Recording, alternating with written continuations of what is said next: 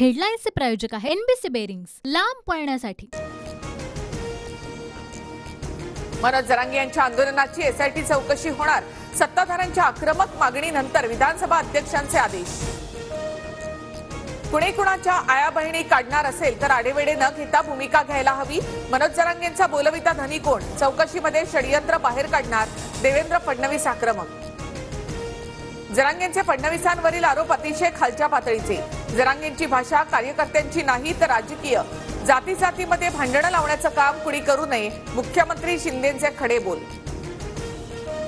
आई बहिणीवरून अपशब्द वापरले असतील तर दिलगिरी व्यक्त करतो, शब्द मागे घेतो। जरांगेंनी मागितली शिंदे फडणवीस यांची माफी।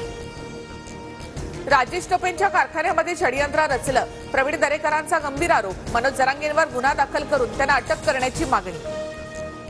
माझ्यावरील सर्व आरोप धादांत खोटे, 1% दोषी आढळलो तर राजकारण सोडेन, राजेश टोपेंच्या आरोपांवर उत्तर। जरांगेंच्या आंदोलनामध्ये दगड कुठून आले, जेसीबी ट्रॅक्टर कुठून आले याची चौकशी व्हावी, आशिष शेलार यांची मागणी। तर जरांगेंवर आरोप करणारे कुठून आले याचीही चौकशी करा, वडेट्टीवारांचा सत्ताधाऱ्यांवर निशाणा। उद्धव ठाकरे नाना पटोलेंचा मंगेश चिवटेंवर निशाणा। जरांगे यांच्याजवळ मंगेश चिवटे काय करत होते, पटोलेंचा सवाल। तर जरांगेंची एसआयटी चौकशी चिवटपणाने करा, उद्धव ठाकरेंचं खोचक वक्तव्य। जरांगेंना तुम्ही अतिरेकी ठरवणार आहात का, ठाकरेंचा सरकारला सवाल। जरांगेंची मागणी चुकीची असल्यास त्यांना विश्वासात घेण्याचं काम सरकारचं, असंही वक्तव्य। माझी बिनधास्त एसआयटी चौकशी करा, मला गुंतवण्याचं षडयंत्र रचलं जातंय। एसआयटी चौकशीवर मनोज जरांगे यांची प्रतिक्रिया। सरकारचा मराठा समाजाला न्याय देण्याचा प्रयत्न, मात्र तरीही मुख्यमंत्री उपमुख्यमंत्र्यांची इज्जत काढली। फडणवीस मराठा समाजाच्या विरोधात आहेत हे दाखवण्याचा केविलवाणा प्रयत्न, मुख्यमंत्र्यांचा जरांगेंवर निशाणा।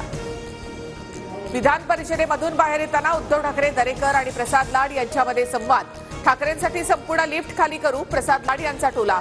तर आमचा सगळा पक्षच खाली केलात, ठाकरेंच्या वक्तव्यानं एकच भाषा।